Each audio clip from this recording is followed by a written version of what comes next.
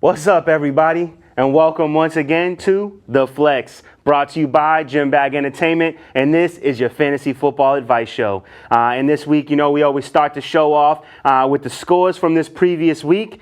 In my Elite League, the lead scorer back on top again, Mo TDs for me, hasn't stopped winning all season long, going up against the second place, Little Something You Digs. Thought this was going to be an epic matchup. Ended up being a dud. Mo TDs for me put up 187.06 to Little Something You Digs, measly 103.90 points. My team, Live Free or Die Kamara, going up against the Zipperheads. I put up 143.44 to 117.24, giving myself a victory and moving up another step into getting closer to the playoffs. In my main league, the CFL 2019, the lead scorer of the week, East Down and Brown, going up against Uncle Rico's boys, team last place. Rico boys needed a victory this week in order to get out of his last place spot, but he did not do so. He went up against the number one scorer of the week. East Down and Brown put up 174.66 to Uncle Rico's boys 88.84. Sorry, Mike, but the dress you will be wearing, my friend. And then my team, Red Solo Cup, went up against Hoverson 781. This was a victory I kind of needed. I wanted to jump up into that first place spot, but unfortunately for me, Hoverson's team performed well, and Derek Carr pooped the bed for me. I lost. I put up 138.48 to Hoverson's 150.08. Lost by 12 points, just under 12 points. Had Derek Carr put up even a 15-point game, I would have won. But that did not go my way. Finally, in the 2K19 league, my team, King of the North, going up against Boss Lady, and I take home another victory. 126.34 to the worst score I think I've ever seen, 52.8. This was an abysmal performance by this team, and definitely gives me a little bit more of a jump and knocks her down another peg. And then Papa Smurf going up against, I didn't write down the team name. Interesting. Papa Smurf, leading scorer in 2K19, 180.52 to whoever he beat. What is it, Champ 6? Something like Champ 6, Champion 6 or something like that. 6 rings. 6 rings. He went up against 6 rings, who put up 110.74. All right, no bye weeks this week, so all your players are available. This is week 13. The second to last week of regular season. It's all about the last 2 wins to get you into the playoffs. If you're in position, you need to make sure you have the best possible lineup, giving yourself the best opportunity to win. You cannot play games no more, no mistakes. Everything has to be as perfect as can be. Do your research. Check Fantasy Pros. Hit me up on my messenger. I am more than willing to help you choose your lineup. I'm not going to tell you I'm going to be right, but I'm telling you I'm going to give you the best possible advice based on the information that is in front of us. But now's the time to put forth your best foot and make sure that you are putting in the right players, because you only got 2 weeks to keep yourself or get yourself into a playoff slot. Starting QBs this week. You got the Cowboys are going up against the Buffalo Bills, and in this game, I like this matchup a lot. I think we have a very similar. Matchup in the fact that I think it's going to be pretty equal on both sides of the ball. But I like Josh Allen and I like Dak Prescott in this game. Josh Allen can move the ball with his feet. He can throw pretty well. John Brown has been making things happen for him. I like this game a lot. I think we're going to see some good things from this game. And Josh Allen and Dak Prescott, I think, are must-starts. Cowboys are coming off a loss to the Patriots, and I think that one was going to be a tough pill to swallow for them. I think they're going to come back and want to get that winning spirit back.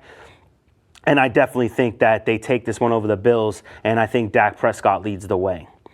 Sam Darnold One second. Let me just get this up. So the Jets are playing the Bengals. This is an ideal matchup for Sam Darnold. The Cincinnati Bengals almost never intercept the ball, so there aren't going to be any ghost on the field.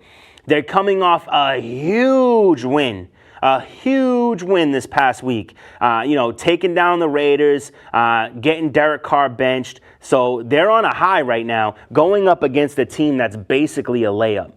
So I expect them to come into this game, and I think Sam Darnold is going to go off. I think it's going to be even better score for him than it was last week.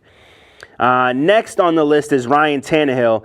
Titans are going up against the Colts. Colts defense, sometimes they're good, sometimes they're terrible, but Ryan Tannehill has been good all season long. Since he got the ball in his hands, he's been making magic with it. And I think this is going to be another victory for the Titans, and I think Ryan Tannehill leads the charge.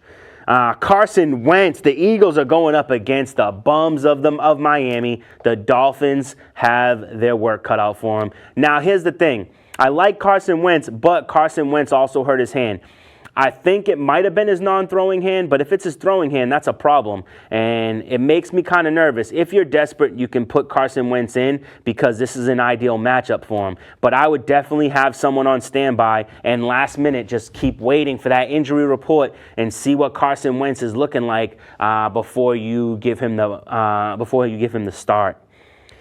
Aaron Rodgers, the Packers are going up against the Giants. Giants defense is not great. Packers just got their butts handed to them by San Fran. So, they're looking to bounce back, and they're looking to take it out on the Giants. Aaron Rodgers, I expect to have a huge game this week. Jameis Winston, good or bad, whether the Tampa Bay Bucks are losing or winning, Jameis Winston scoring points. So I feel at this point he is a must start. He's the QB you can rely on because he's either going to get garbage time points or he's going to get all game points. But he's going to move that ball. He's going to run that ball. He's going to throw the ball. And he's got the best wide receiver combo in the NFL. My boy Patrick Mahomes going up against, I believe, the Raiders. And the Raiders have been playing terrible football. And they're going up against Kansas City, one of the most elite offenses in the NFL. They're not stopping this from happening, and it's going to be a fun game to watch. Finally, in the top 10, I got Kyler Murray. The Cardinals are going up against the Rams. The Rams just got decimated by Baltimore, and where most teams will bounce back, the Rams are just consistently falling down the hill, and I do not believe this is the game that they bounce back from. I believe Kyler Murray is going to air this out all day on these guys. Aaron Donald is going to have his work cut out for him. I think Kyler Murray is going to have a field day against this defense, and I think it's going to be a fun game to watch because I also believe that Cardinals defense is not much to get excited about either. So this could be an all offensive, all aerial attack, fun game to watch. Honorable mention is going to be Lamar Jackson and Jimmy Garoppolo, two of the best teams in the NFL facing off, hardcore defenses, elite quarterbacks, high-level tight ends, strong run games, and both of them have a highlight reel wide receiver. So it's going to be a fun game to watch. I'm a little bit afraid of these two quarterbacks in this particular matchup because both defenses are really strong. Both defenses love to get at the quarterback, and Lamar Jackson, I think, is the more likely to score points, but I think it's a tough game to play either one of these guys. So then you have the running back position. Ezekiel Elliott going up against the Buffalo Bills. I love this matchup. If you can run against the Patriots, you can run against anybody. Alvin Kamara, Saints are going up against the Falcons. Falcons are notorious for not being able to stop the run. If Sean Payton get his head out of his butt and run the ball more often to win games, then maybe Alvin Kamara could have the game of the season going up against this defense. Le'Veon Bell going up against the Bengals. Once again, it's just a give me. You know what I'm saying? This should be a complete slaughter on all ends of the ball, and I expect Le'Veon Bell to have one of his best games of the season. Joe Mixon on the other side going up against the Jets. Once again, the Jets defense isn't really that good. They did kind of stifle the run for the Raiders, but I don't think that's going to happen in Cincinnati. I think Joe Mixon gets his touches. I think he's going to be really good catching the ball. I think he scores at least one touchdown. So Bell and Mixon, I think this might be one of the best running back combos for a game that we're going to see. Derrick Henry is an absolute monster. He's going up against this, up and down Indianapolis Colts defense. But no matter what the defense is, Derrick Henry is just a downhill runner who seems to find that hole, get that seam, and make his strides and scoring touchdowns. I'm liking him in this matchup. Derrick Henry could possibly be a top 5 running back this week.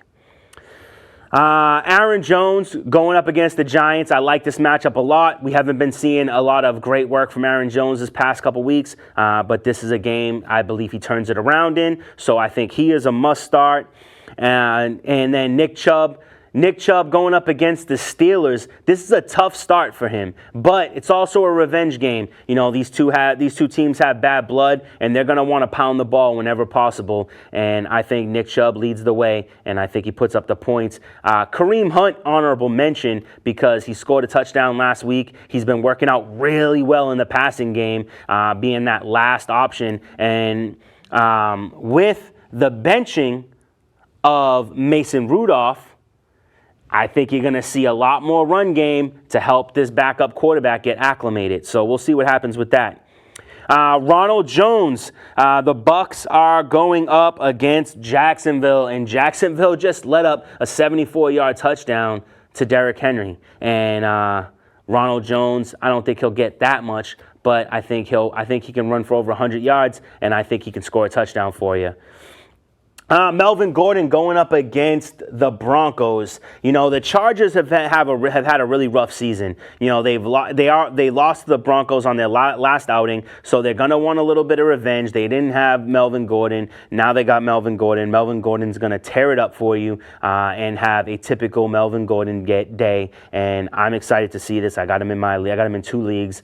He's getting the start, and I think he's gonna do his thing. Finally, you always got to put the boy Dalvin Cook in.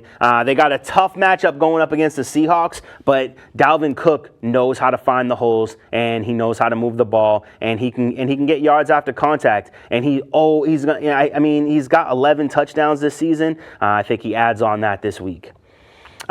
Once again, I want to give some honorable mentions. Josh Jacobs going up against Kansas City. Their run defense is almost non-existent, so I expect him to run the ball early and often, especially with Derek Carr having such a bad game against the Jets. They're going to want to build his confidence, and by doing that is by running the ball down Kansas City's throat and then passing the ball on 3rd downs. And then finally, once again, a tough mention, but Mark Ingram. Going up against San Fran's front 4 is a hard job for anybody, but we've seen them get ran on. So Kenyon Drake had the biggest game of his season against the 49ers the first week, his very first game at Arizona. So maybe we can get just as much production out of Mark Ingram. All right, in the wide receiver game, you got Allen Robinson, Bears against Detroit. Detroit's defense, nada. They don't want nothing. My boy Allen Robinson is going to put up numbers this week. Expect him to score a touchdown. Expect him to break 100 yards. Amari Cooper, Dallas Cowboys going up against Buffalo. Amari Cooper got shut down by my boy Gilmore. Gilmore don't let nobody catch balls, and he certainly didn't let Amari Cooper. Amari Cooper is now thirsty for a catch, and I think he makes a bunch of them this week going up against the Bills. One of the best route runners in the NFL. Michael Thomas is, he's missed the I catch everything. So this season is the season of Michael Thomas. He's leading the league in receptions, so there's no mistaking that PPR, Michael Thomas is a must start, and he's going to get his touches, and he's going to be amazing going up against this lackluster Atlanta defense. Although Atlanta did beat them in their last matchup, but Michael Thomas still had a good game. I expect the same. Julio Jones on the opposite side of the ball. No Lattimore. Marquise Lattimore out of the game. So therefore, putting Eli Apple on Julio Jones, not going to work out too well for you. Julio Jones is going to get it done, as well as Calvin Ridley. Calvin Ridley had a big end of the game last week. Expect him to have a double-digit performance for you. Jamison Crowder, once again, Jets going up against Cincinnati. It's going to be a slaughterhouse, and Jamison Crowder is going to be the beneficiary. Honorable mention goes to Robbie Anderson. OBJ and Jarvis Landry going up against the Steelers. The only reason why I think OBJ and Jarvis Landry are going to have a good game this week is going to be by sheer volume alone. I think that Cleveland is going to get the ball and have time of possession a lot more than the Steelers. You're going with a backup QB, backup running backs, backup wide receivers. The only starting position you have is defense and a tight end. So therefore, with all these backups coming in, I don't expect a whole lot of action. Therefore, I expect a whole lot of punts, and I expect Cleveland to have the ball a whole lot of times. And I expect OBJ and Jarvis Landry to get a whole lot of catches. So look for that and know that it's going to rain in Cleveland. Then you have DJ Moore. DJ Moore was outstanding in his outing against the Saints, and off a high like that, I expect him to get more touches. Curtis Samuel has also been playing really well, so honorable mention goes to him. Chris Godwin, baby. This dude is the man. You must always start Chris Godwin, one of the most consistent wide receivers of the season. I love this man. I want you to know, I've said it once before when it happened, but I traded Kerryon Johnson before week 1 to get Chris Godwin, and that might be the best trade that has gone down this entire season. You know, I also got Cooper Kupp for Austin Eckler, but that's not as good because Austin Eckler has been fantastic all season long. But Godwin has been awesome. And he is a must-start every week, as well as his counterpart, Mike Evans. Mike Evans tends to get that shutdown corner, but this week, going up against the Jacksonville Jaguars, he's going up against A.J. Bouye, and I think that both receivers are going to fare very well. Tyreek Hill, always got to start Tyreek Hill going up against the Raiders. He's gonna be blown by dudes all day, so I'm not worried about Tyreek Hill's production. Although Keenan Allen going up against Detroit has to face Chris Harris Jr., and that's a tough matchup. But it's a divisional matchup. Chargers are fighting for that wild card spot. I think this is going to be a be-all, end-all game, and I think Keenan Allen is going to see that, and he's going to make work. Tyrell Williams, you got the Oakland Raiders going up against terrible I don't want to say terrible, but a not very good defense in Kansas City, and Tyrell Williams being their number one receiver. Renfro is out. Is going to miss multiple weeks, so Tyrell Williams is the lead dog out there, and I think he's going to get his touches. Next is Will Fuller. Was amazing on his return to action.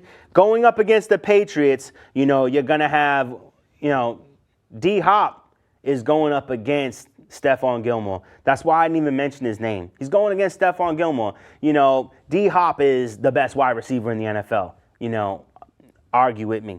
He's the best. Him and Michael Thomas are just absolute animals. But with that being said, he's going up against the best corner in the NFL. So number one versus number one, it's going to be one of the best matchups of all time. But my expectations are low here, really low for D-Hop. Then you have Will Fuller, who'll probably be going up against J.C. Jackson, and J.C. Jackson has made some mistakes. So I think Will Fuller has an excellent game. Adam Thielen, I'm hoping he makes his return this week, more so because I have him in my fantasy league. But if he makes his return against the Seahawks, I really like his chances of performing at a high level. If not, Stephon Diggs, step right on up. And finally, this is an honorable mention, deep honorable mention, and it's kind of more of like a guess. I think this could be the game Josh Gordon gets his first Seahawk touchdown. I'm just saying it. I put it out there. You do what you will with it. Everybody has that one spot on the bench, one spot on the roster that they're not sure about. If you want to risk it all in the hopes of a good game, try Josh Gordon. See what happens. All right, now we have another honorable mention is John Brown, Buffalo Bills, Cole Beasley, Buffalo Bills, going up against Dallas. Dallas defense is just okay, and these two guys are on fire right now. So I have high expectations, high hopes. We're going to see what happens with those two guys, but I like them. And also Michael Gallup, also going up against the Bills. I like him a lot as well. In the tight end position, the number one tight end of the week for me is Gerald Everett. The Rams are going up against Arizona, and Arizona is notoriously the worst defense against tight ends. If you have a tight end going up against Arizona, there is a 95% chance they score a touchdown. Just saying, put him in, because it's going to happen for him. He's going to score a touchdown. He's going to get his touches. Man, that light is just like right in my face. It's crazy. It's so hot in here. Next on the list is my number 2 tight end, Darren Waller. Going up against Kansas City, not a very good defense there.